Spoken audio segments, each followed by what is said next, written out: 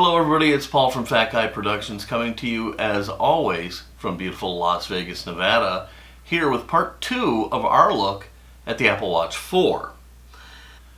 Alright, I've had all the Apple Watches. I've had the very first one all the way up through now to the Apple Watch 4. And because I'm a big guy, I've always gotten the larger 42mm watch.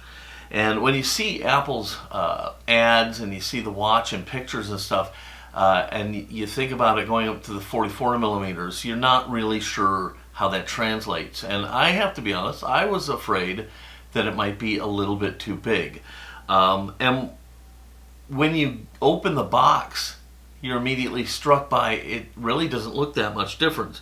And so let me show you here real quick. Here's my Apple Watch 4. Here's my Apple Watch 3, right side by side, and you can see that they really don't look that much different, and that was a good thing at first blush, because once the screens light up, and I think this one's off, we're getting ready to sell this to a friend, but once the screen lights up, you can see that the screen real estate is substantially bigger without really swallowing up your wrist.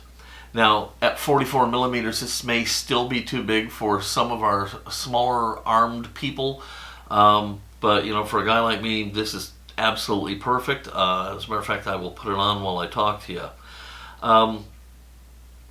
So the first thing I want to put to rest is you don't need to worry about the size difference. If that was something that you were thinking that maybe it's going to be too big, it probably isn't.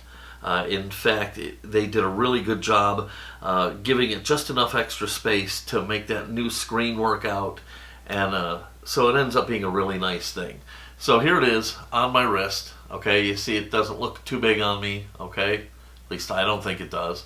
I think it looks really nice. Moving on and talking about the watch, one of the features I really found that I enjoy that is actually a software feature, really not so much a function of the iWatch 4, is the walkie-talkie function. My wife and I are going to really enjoy that because sometimes texting is a real pain in the butt and you don't want to deal with it, so the walkie-talkie feature will be really nice. I love this new face. What is it called? Infograph, I believe it's called. I love it. I think it's... Oh, sorry, hang on. Let me unlock this real quick. Okay, let's get rid of that. There we go. Okay, you didn't see that. Okay, so there's Infograph. Darn you. Okay. And I really like it, but the only thing I found with Infograph, which is specific to the Apple Watch 4, is it's tough for me. There's 8 complications that you can put on there, and it's tough for me to figure out how I want to lay my watch out. So that was my biggest issue with that. Another thing on the watch faces that I noticed, if you use some of the new watch faces like the liquid metal or the fire on the Apple Watch 3, what it's going to do is it's going to entrap it inside of a little circle here. And it really kind of loses its pizzazz that way. It's really kind of pointless. I don't know why they bothered to do that at all. Whereas on the Apple Watch 4, it will encompass the entire screen, which I think is a pretty awesome little deal. Generally speaking, the watch feels and looks the same. I really am not using it a lot of difference over the 3. Now, if you didn't have a 3 and didn't have the cell capabilities, you're going to really enjoy that. It's bailed me out more than once, I can tell you that. But it's set up very nicely. It transferred very nicely. I didn't have any issues whatsoever. It just was very seamless. And I'm really liking the watch as it is right now.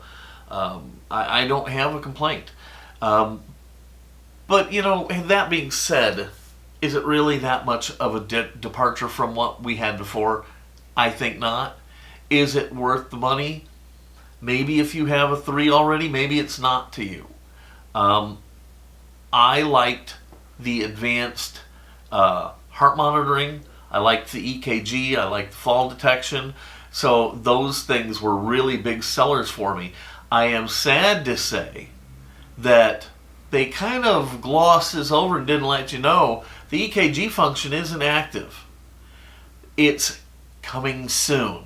I don't know what that means in Appleese, but it doesn't work. So I was a little disappointed in that, but it does do the additional heart monitoring. It does have the fall detection active. So I'm glad for that, and I can't wait for the EKG function. So I have something to give to my doctor when I visit and make sure that, things are looking okay. Overall, the watch really, it's going to have to come down to what your needs and desires are. I was perfectly happy with the 3. And had this not come out, I had no issues. But it did come out, it had some features I wanted, I snagged it up. You might not want to do that. I don't think you'll regret it. I don't think there's any big negatives here. There are positives, but you have to outweigh those versus the cost of the watch. And so that's only a decision that you're going to be able to make, because let's face it, these things are not cheap. Another thing I would suggest to you is if you haven't tried those fabric loop bands when you order your watch, I would give those a try. I have one, and it is absolutely my favorite band. It's unbelievably comfortable, easy to put on, and because it's a Velcro closure, it's infinitely adjustable, so you can have it exactly how you want it on your wrist. I really love them. So if you're ordering one of these, you can get it with that, and you don't have one, this is a perfect time to try and get a new watch band into your arsenal. Stupid me, I just ordered another space gray watch with another black band. I don't know what I was thinking. Now, one thing I need to tell you that they didn't really make very clear. During the announcement, they said, oh, and your watch bands will fit the new watch. Okay? Well, I guess I should have been smarter and figured out that that can't be 100% accurate, because there's 2 different size watch bands, there's 2 different size watches. How are all that going to work with the new watch? It didn't make any sense if I had thought about it. I think Apple should have been a little more clear about it. The current small watch bands will work with the new small watch. The current large watch bands will work with the new large watch. Okay? They're not 100% universal. I had originally ordered the 40 millimeter watch instead of the 44 millimeter watch, and realized, wait a second, none of my bands are going to work. I've got, $200-300 worth of bands, and now they're not going to work. So I had to cancel that order and replace it and get the larger watch, which I ended up being very happy I ended up having to do. But just be aware, if you have a smaller watch and you order the bigger watch, it's not going to work. Okay, your bands are going to be dead. All right, so it's just a minor detail. I think they should have been a little more clear on it, but I guess, unless you're a feeble-minded geriatric like me, you probably could figure that out for yourself. Anyhow, having said that, the watch is beautiful. The new watch face, it's like over 30% bigger. And so you really have a lot of real estate here. I love it. It makes it easier for my old eyes to see what's going on. I'm very happy with it. I think you will be too.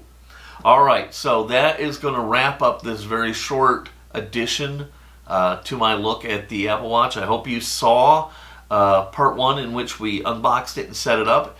If you didn't, I'm going to put a link to that below. There will also be a playlist with this 2-part series in it, so you can just watch them back to back. If you like this video, please give it a thumbs up and click subscribe, and feel free to post any questions or comments down below. I always try to answer all of my comments if I can, even if it's just a thank you for posting them. Alright, this has been Paul from Fat Guy Productions in Las Vegas.